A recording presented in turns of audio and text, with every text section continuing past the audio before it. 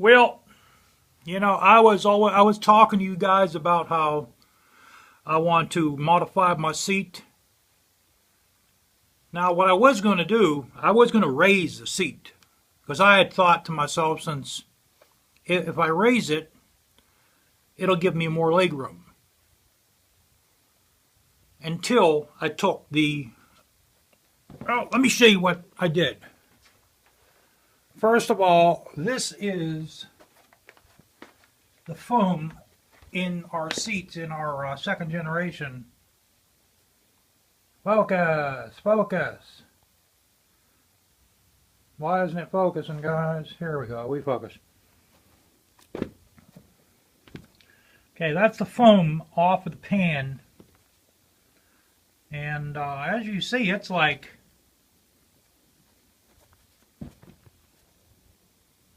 it's thick. It's probably about 2 inches thick. There's the 2013 on there somewhere.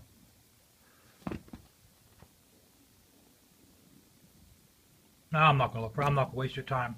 Okay, as you see, it's like 2 inches thick. Okay. Now, what I was going to do is I was going to add underneath there. And this is, I started modifying this one a little. I sanded down a little ridge on there. I did the rear seat as well. So what we did is I took off the padding down to the pan itself.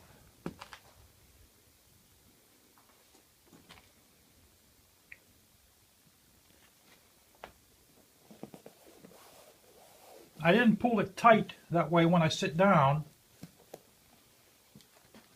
Now what we did basically,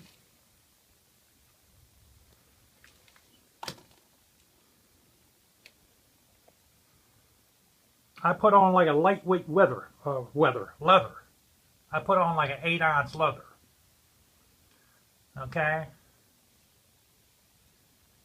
I took it down to the plastic pan, and I put in 1-inch matting, like a poly.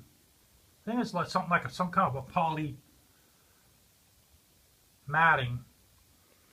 Now, first, what I did before I put the matting down, see that stuff there, that heat shield? I put that down first with upholstery glue.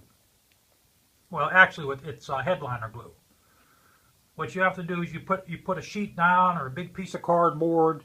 You lay your plastic pan on a cardboard, and you spray the plastic pan, and then you have to spray the area, the underneath of that heat shield, because there's a lot of little divots underneath here. There's like a lot of holes. If you put your padding, in this case it's the matting, if you put that right over, those holes are going to translate up through this. So I put that down first on here and on this one, and then once that dries in like 10 minutes. Then you spray your headliner glue on top of there and underneath the matting. Put it down. It's permanent. And we applied this the same way. Now, if you guys are going to try something like this, you're going to need an upholstery stapler. Okay? What I did is I went ahead and I bought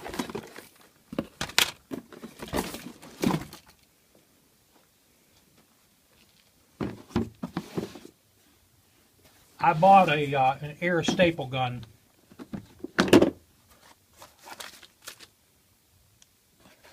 This, I'll tell you what, guys, this is bad. Okay? That sucker does the job, and it asks for a beer afterwards, man. That's a bad motherfucker right there. That drives the staples through the plastic with no problem. Okay, I think this was like, it was like $58. I used 1/4-inch staples. That was like 58 bucks. It came with several boxes of staple, all kind of different sizes. But if you're going to do something like this, if you're going to reupholster your seats, you're going to have to buy one of those.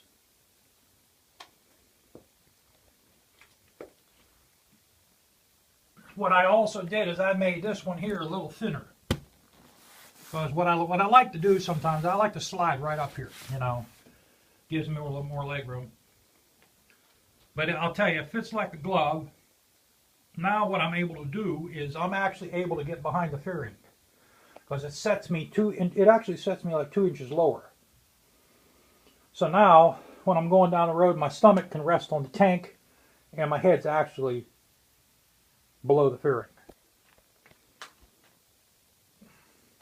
So, you know, it does the job.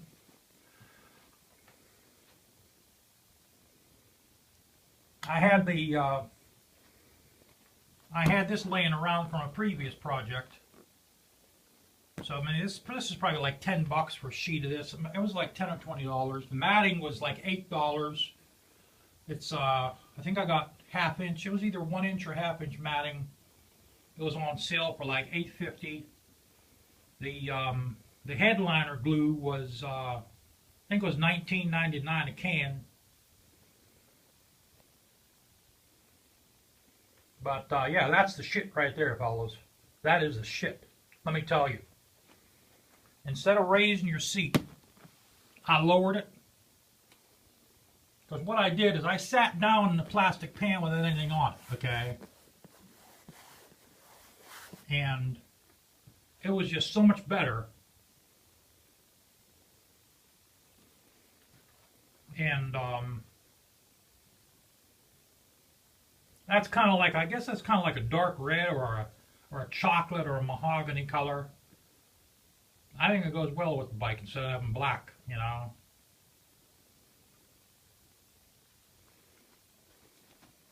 And we cupped ourselves there, get a nice little cup going there. Nice little wrinkle, gives us some character.